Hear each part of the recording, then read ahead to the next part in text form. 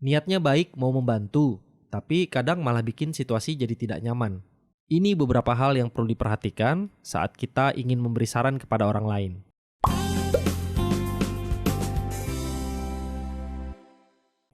Halo teman-teman, ketemu lagi di channel Kontemplasi Takdir, sebuah channel dari seorang budak korporat yang mencoba survive atau bertahan di kerasnya kehidupan ibu kota, yang ingin berbagi tentang apa yang dilihat, didengar, dirasakan ataupun dialami yang mungkin relate atau berhubungan dengan teman-teman semua yang terutama juga sedang berjuang ya sebagai seorang budak korporat.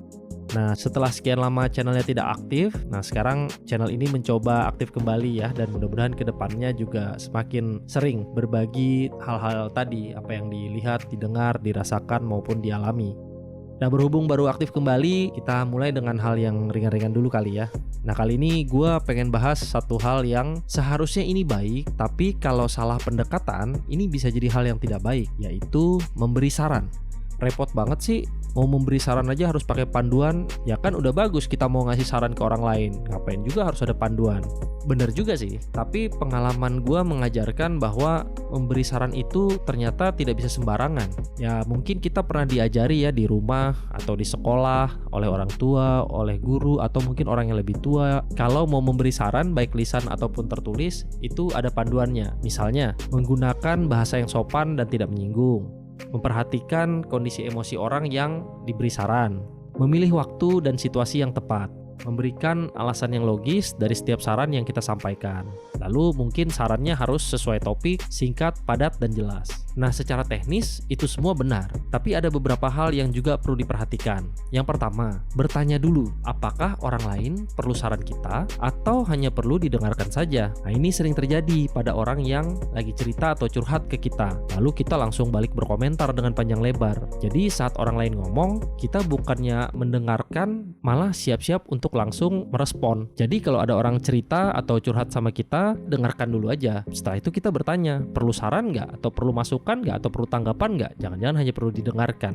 Nah, terkait mendengarkan ini bahkan menjadi salah satu pembahasan penting di dalam buku 7 Habits of Highly Effective People. Di dalam habit kelima atau kebiasaan kelima, yaitu seek first to understand, then to be understood. Kalau dalam bahasa Indonesia itu berusaha memahami lebih dahulu, baru dipahami. Nah, di sana dijelaskan tuh mengenai pentingnya untuk mendengarkan dengan empati. Jadi sangat sering kita mendengar dengan tujuan pengen memberi respon dibanding mendengarkan dengan empati atau mendengarkan dengan tujuan memahami. Untuk 7 Habits of Highly Effective People ini nanti akan kita bahas secara khusus di video lain ya. Nah, terkait dengan mendengarkan juga, dulu waktu kecil ada pertanyaan menarik yang selalu gue ingat. Kenapa sih telinga diciptakan dua sementara mulut cuma satu? Nah, penjelasannya walaupun singkat tapi cukup filosofis. Ya biar minimal kita 2 kali lebih banyak mendengarkan dibanding berbicara. Nah, hal ini tuh masih relevan sampai sekarang. Jadi kalau ada orang cerita atau curhat, dengarkan dulu, baru kita bertanya apakah kita perlu beri saran atau cukup didengarkan saja.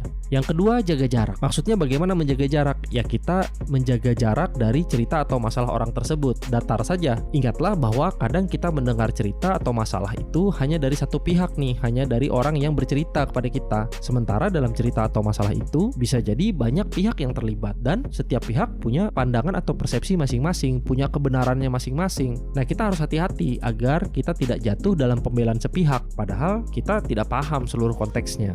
Nah, menjaga jarak ini juga penting karena kadang-kadang kita tidak perlu melibatkan diri kecuali memang kita terkait. Karena bisa saja tiba-tiba masalah orang lain yang tidak berhubungan dengan kita malah menjadi masalah buat kita. Contoh, si A curhat ke kita nih karena kelakuan si B. Nah, ternyata si B tidak sengaja melihat atau malah mendengar saat si A lagi bercerita tentang kelakuan si B itu ke kita. Nah, ujungnya malah si B yang jadi ikutan sensi ke kita, padahal kita tidak punya masalah khusus dengan si B sebenarnya. Kita hanya pihak ketiga yang mendengarkan cerita si A. Nah, ini kan jadi kusut ya, jadi repot. Yang ketiga, saran bukan perintah. Saran itu hanya pendapat. Tidak perlu memaksakan orang lain untuk mengikuti saran kita. Penyelesaian masalah si A itu keputusan si A sendiri. Baik buruknya dia yang tanggung. Kita memberi saran belum tentu menyelesaikan masalah. Jangan-jangan malah menambah masalah baru kalau saran kita dilakukan. Jadi nanti kalau ternyata begitu, si A bisa saja balik menyerang kita karena kita memaksakan saran kita untuk dilakukan. Jadi kita juga tidak perlu kesal saat si A hanya mendengarkan menekan saran kita atau bahkan menolak saran kita dan malah melakukan hal lain yang sangat bertentangan dengan saran kita, ya nggak apa-apa juga. Itu semuanya tanggung jawab si A dan keputusannya dia juga. Kita hormati keputusannya. Yang keempat, sudut pandang. Berikan saran dengan memposisikan diri kita dari sudut pandang orang yang meminta saran. Kondisi kita saat ini pasti berbeda dengan orang yang meminta saran. Contoh, ada orang yang meminta saran karena dia merasa tertekan sebagai sandwich generation. Sementara kita tidak berada dalam situasi tersebut. Sandwich generation di sini maksudnya generasi orang dewasa yang harus menanggung hidup dari 3 generasi, yaitu orang tuanya, dirinya sendiri, dan anaknya. Kondisi tersebut dianalogikan seperti sandwich, di mana ada sepotong daging yang terhimpit oleh 2 buah roti. Nah, mungkin kalau dalam hal ini kita perlu empati untuk bisa memahami situasinya dan memberikan saran. Jadi, berikan saran kita dengan memposisikan diri dari sudut pandang si orang yang meminta saran. Nah, gue punya cerita nih saat terakhir kali memberikan saran secara serius. Gue punya teman, sebut saja namanya Joshua ya. Kita panggil dia dengan Josh. Josh mendapatkan tawaran kerja baru dan meminta saran apakah sebaiknya diambil atau ditolak. Langkah pertama yang gue lakukan adalah bertanya bagaimana kondisi pekerjaan dia sekarang, apa baik dan buruknya, apa tantangannya. Hal ini perlu agar Josh bisa secara sadar memahami dan menilai kondisi pekerjaannya saat ini. Lalu setelah itu gue mulai dengan pernyataan umum bahwa jangan memutuskan pindah kerja karena masalah sederhana. Misalnya, tidak suka salah satu rekan kerja atau bos yang sekarang. Bisa jadi di tempat baru malah lebih parah. Pekerjaan baru bisa jadi lebih menarik atau menantang, atau bisa jadi sebaliknya. Lalu tempat kerja baru bisa jadi lebih enak atau tidak lebih enak. Maksudnya bagaimana? Ya sesederhana misalnya ternyata lokasi kerjanya atau lokasi kantornya tidak lebih mudah dicapai dari yang sekarang. Misalnya transportasi kesananya sulit atau mungkin macet. Lalu tempat kerja baru bisa jadi lebih enak atau tidak lebih enak. Maksudnya bagaimana? Bisa saja tempat kerja baru ini gedungnya udah tua, atau mungkin jalur menuju ke sana lebih macet dibanding dari jalur menuju kantor yang sekarang. Jadi banyak hal. Setelah itu gue memunculkan pertanyaan, apakah penghasilan yang ditawarkan lebih tinggi dari yang sekarang?